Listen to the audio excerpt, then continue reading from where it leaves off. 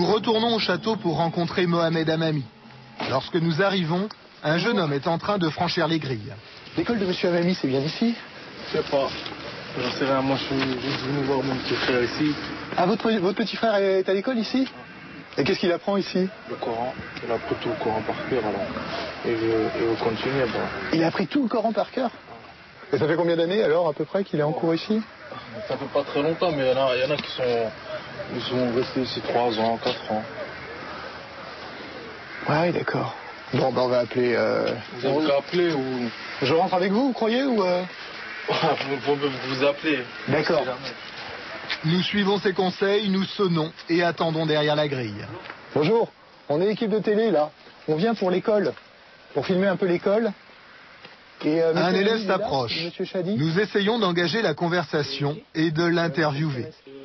C'est à partir de cet instant que la situation va dégénérer. Ah, regarde, c'est là. Et vous, ça fait longtemps que vous êtes élève ici? Ouais. Combien de temps à peu près? 2 ans. Et vous apprenez le Coran par cœur alors? On va dire la moitié. La moitié? Il faut combien de temps? Parce que moi, il faut combien de temps pour apprendre le Coran par cœur? Quoi? Oh non, c'est pas s'énerver comme ça.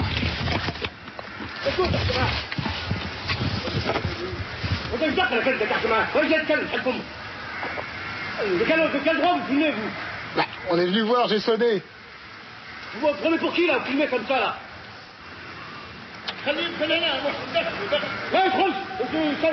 C'est pas police que vous avez fait, là, hein?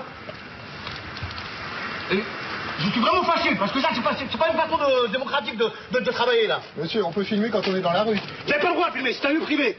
Ça veut dire quoi, ça? Je viens devant chez vous, je vous filme. C'est une atteinte à la vie privée, ça.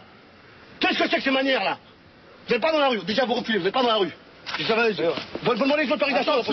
J'appelle la police, sinon, hein? Ah oui, appelez. Autorisation avant. On sonne à la porte. Monsieur, est-ce qu'on a le droit de filmer? J'ai sonné à la porte. Qu'est-ce que c'est de cette manière-là? Vous êtes qui, vous? Vous êtes qui pour filmer?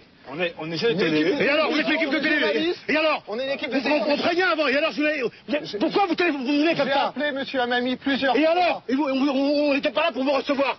On n'accepte pas de vous recevoir. Bah, si vous ne m'acceptez pas, là j'ai le droit de filmer. Vous n'avez pas le droit de filmer. Je vous appelle. Vous n'avez pas le droit de filmer, je vous dis. Je vais la casser.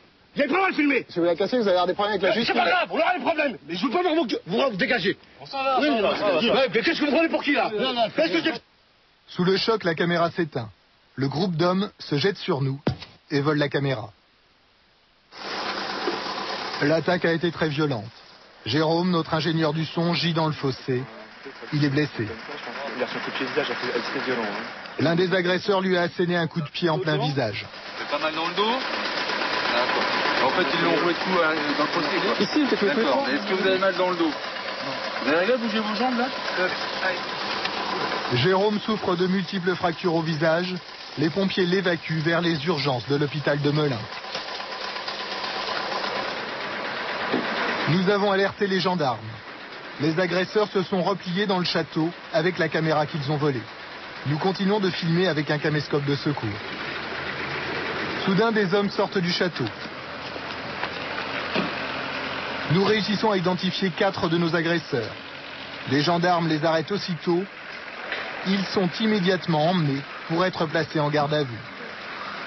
Parmi eux, Mohamed Hamami, le président de Foi et Pratique, mis en examen pour vol avec violence en réunion. Son fils, Morsen Hamami, trésorier adjoint du conseil régional du culte musulman, mis en examen pour vol avec violence en réunion. Aujourd'hui, les 2 hommes sont placés sous contrôle judiciaire. Le père a dû payer une caution de 13 000 € pour pouvoir rester en liberté provisoire.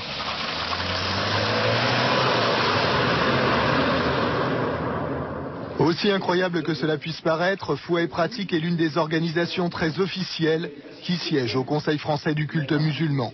Le fameux CFCM créé l'année dernière par Nicolas Sarkozy dans un but bien précis.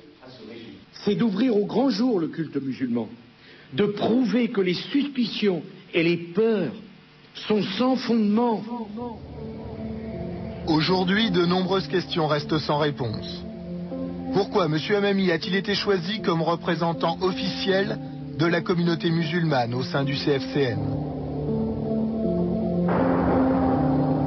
Comment cette école coranique a-t-elle pu fonctionner dans la plus totale illégalité pendant des années? Quel secret se cache derrière ces grilles? Enfin, après l'agression, les responsables officiels du Tablir nous ont appelés pour se démarquer de M. Hamami. Nous avons proposé de les interviewer.